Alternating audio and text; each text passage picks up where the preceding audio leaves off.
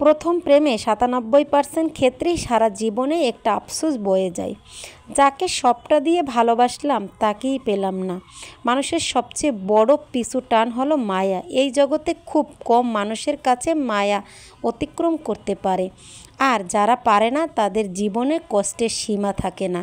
মন খারাপের সান্ত্বনা দেওয়ার মানুষটাই যখন মন খারাপের কারণ হয় তখন কষ্টটা একটু বেশিই হয়।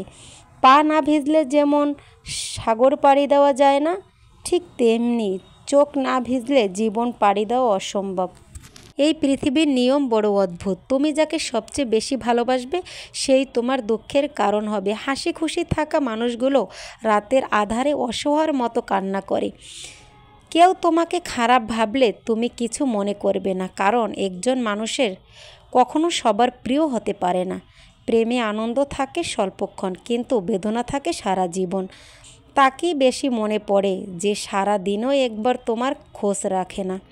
জীবনে সুখী হতে চাইলে এই 4টি জিনিস মেনে চলুন। 1. মায়া ত্যাগ করুন। 2. অতিরিক্ত আশা করা ছেড়ে দিন। মিথ্যা ভালোবাসার পিছনে ছুটবেন না। 4. যা কিছুই হোক না কেন নিজের বলুন, কিছুই হয়নি, সব ঠিক হয়ে যাবে। অপেক্ষা তার জন্যই করুন যে অপেক্ষার মর্ম বোঝে। যে শুধু যুক্তির বাহানা অজুহাত খুঁজে, কখনো কাউকে কথা বলার জন্য জোর করবেন না। অনুরোধ করার দরকার নেই, কারণ যার কাছে তোমার সত্যিকারের মূল্য থাকবে সে হাজারো ব্যস্ততার মাঝেও তোমার সময় দিবে। চেষ্টা যখন একেবারে ভেঙে যায় তখন হাজারটা সত্যি বলাও অমূল্যহীন হয়ে যায়।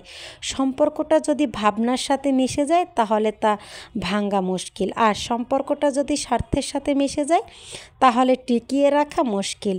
জীবনে যদি সত্যি কাউকে ভালোবেসো তাকে কখনোই ভুলে যেও না, কারণ হাজারটা ভালোবাসা চোখের সামনে ভেঙে যায় কাচের মতো, কিন্তু একটা ভালোবাসা গড়তে কতটা সময় লাগে সেটা ভাবানোর চেয়েও কঠিন। মাঝে মাঝে এই সত্যিটা মেনে নিতে হয় যে সব কিছু আর আগের মতো কখনোই হবে না।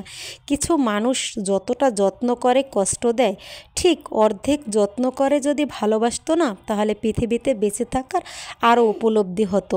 মানুষ এতটা যত্ন করে কষ্ট দেয় যা মেনে নিতে হয়, কিন্তু সময়ের সাথে সাথে মানুষ বদলে যেতে পারে।